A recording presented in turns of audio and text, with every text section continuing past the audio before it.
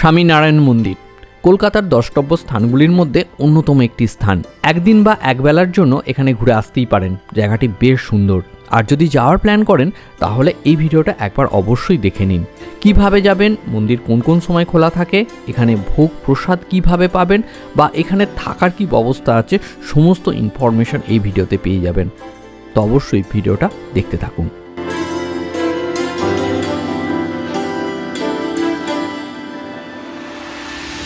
ম্যাপের সাহায্যে মন্দিরের লোকেশনটা প্রথমে দেখিয়ে দিচ্ছি। আর এই মন্দিরটি ডায়মন্ড হারবার রোডের একদম পাশেই অবস্থিত। প্রথমেই বলি এখানে কিভাবে যাবেন। হাওড়া থেকে গেলে আমতলাগামী যে কোনো বাসে চলে যেতে পারেন, একদম মন্দিরের সামনেই নামাবে। এছাড়াও 12Dতে যেতে পারেন। এখানে এই 12Dগুলো সরকারি বাস, এসি নন এসি দুরকম বাসই পেয়ে যাবেন। আর এই বাসটা গেলে 3A স্টপেজে নামতে হবে। এখান থেকে 4-5 কিলোমিটার অটো বা অন্য কোনো বাসে আপনি পৌঁছে যাবেন, অথবা ধর্মতলা থেকেও বেশ কয়েকটা বাস আপনারা পেয়ে যাবেন। এছাড়াও দমদম আর শিয়ালদা স্টেশন থেকে ট্রেনে মাঝেরহাট পর্যন্ত চলে যান। মাঝেরহাট থেকে বাসে আপনি একদম মন্দিরের কাছে পৌঁছে যেতে পারেন। দেখুন, আমরা এখন মন্দিরের ঠিক সামনে চলে এসেছি। এখানে দেখতে পাচ্ছেন স্বামীনারায়ণের পদচিহ্ন।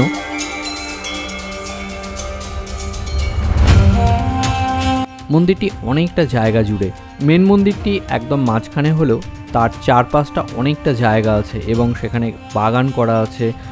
বেশ সুন্দর সাজানো গুছানো। দেখুন, একবার ভালো করে দেখে নিন, খুবই সুন্দর লাগবে।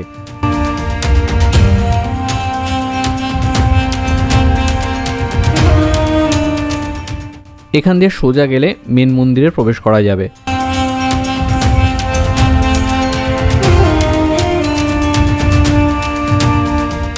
তবে প্রথমেই আমরা মেন মন্দিরে প্রবেশ করছি না।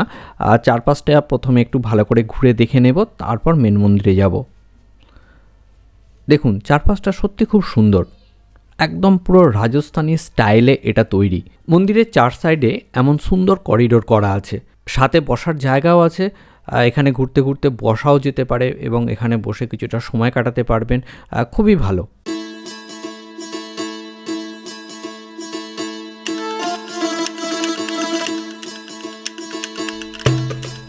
দেখুন, বাইরে থেকে মন্দিরের কারুকার্যটা, রাজস্থানী বেলে পাথরের এই মন্দিরটা অসাধারণ কারুকার্য করা। বাইরেটা যেমন সুন্দর, ভিতরটাও ঠিক তেমন সুন্দর, বা ভিতরের কারুকার্যটা এর থেকেও আরও ভালো। কিন্তু দুঃখের ব্যাপার হচ্ছে ভিতরের ছবিটা আপনাদের দেখাতে পারবো না। ভিতরের ফটোগ্রাফি পুরোপুরি নিষিদ্ধ।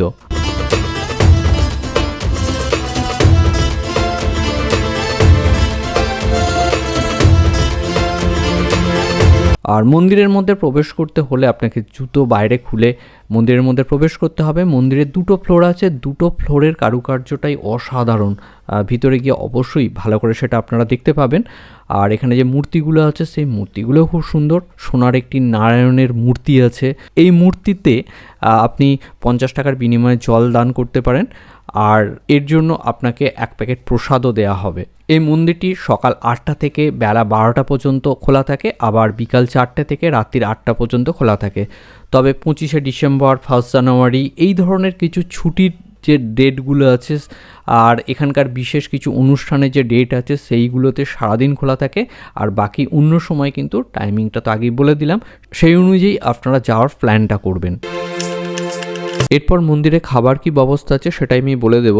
এই যে মন্দিরের এই পাশ দিয়ে যে রাস্তাটা বাইরের দিকে চলে যাচ্ছে, এখান দিয়ে আপনাকে বাইরে বেরোতে হবে। আর ওই দূরের সামনে যে বিল্ডিংটা দেখতে পাচ্ছেন ওখানেই খাবার ব্যবস্থা আছে। চলুন একবার দেখে নিই সেই জায়গাটা।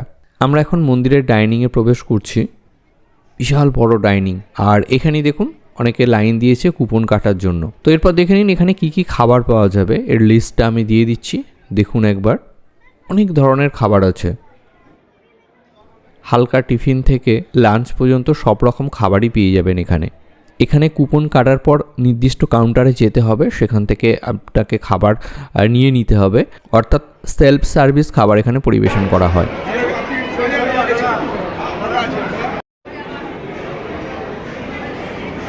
আমরা এখানে 150 টাকার যে থালিটা নিয়েছি তাতে কি আছে বলে দিচ্ছি। দেখুন, এখানে অল্প একটু ভাত আছে, 4 পিস লুচি আছে, একটু পনিরের তরকারি, চানা ডাল, একটু ধোকলা আছে, একটা লাড্ডু আছে এবং এবং দইয়ের লস্যি আছে 1 গ্লাস। এছাড়াও এই 50 টাকার যে খিচুড়ির প্লেটটা আছে, এটা অসাধারণ খেতে খিচুড়িটা। যদি কিছু না খান অন্তত 50 টাকার এই খিচুড়িটা একবার খাবেন, অসাধারণ লাগবে।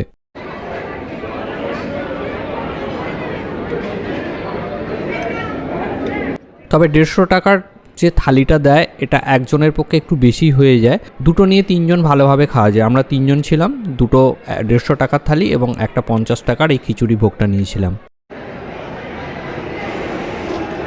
ডাইনিং হলটার ঠিক অপোজিটেই আছে এই সাহিত্য এবং ওষুধ ভাণ্ডার। এখানে আমরা ঢুকলাম, এখানে বিভিন্ন ধরনের জিনিস বিক্রি হচ্ছে, যদি ভালো লাগে নিতে পারেন, অনেক টাইপের জিনিস আছে। মন্দির থেকে বাইরে বেরিয়ে যাওয়ার এই রাস্তাটি, এখানেও দেখুন বসার কয়েকটা জায়গা আছে এবং এখানে বাঁদিকে একটা ওয়াশরুম আছে, খুব পরিষ্কার পরিচ্ছন্ন ওয়াশরুম। এছাড়াও ছোট ছোট বেশ কয়েকটা খাবারের স্টল আছে, এখানেও আপনারা ইচ্ছা করলে হালকা খাবার খেতে পারেন। মন্দিরের একদম বাইরে এই অংশটা সবুজ ঘাসে মোড়া, এখানে বসে বসে অনেকেই সময় কাটাচ্ছে, বাচ্চারা খেলা করছে, বেশ ভালো লাগবে এইখানে এসে বেশ কিছুটা সময় কাটাতে। সন্ধ্যার সময় যখন লাইট জ্বলে তখন এই মন্দির চত্বরটা দেখতে ভারী সুন্দর লাগে, তাই সম্ভব হলে বিকালের দিকে যাবেন, দিনের আলোতেও দেখতে পাবেন এবং সন্ধ্যায় লাইট জ্বললে সেই ভিউটা পেয়ে যাবেন। গাড়ি নিয়ে যদি কেউ যান তাহলে কার পার্কিংয়েরও সুন্দর ব্যবস্থা আছে। তো ওভারঅল জায়গাটা ভালো, আমার তো বেশ ভালো লেগেছে। আপনাদের কেমন লাগলো বা আপনারা যাওয়ার প্ল্যান করছেন নাকি অবশ্যই কমেন্ট বক্সে লিখে জানান।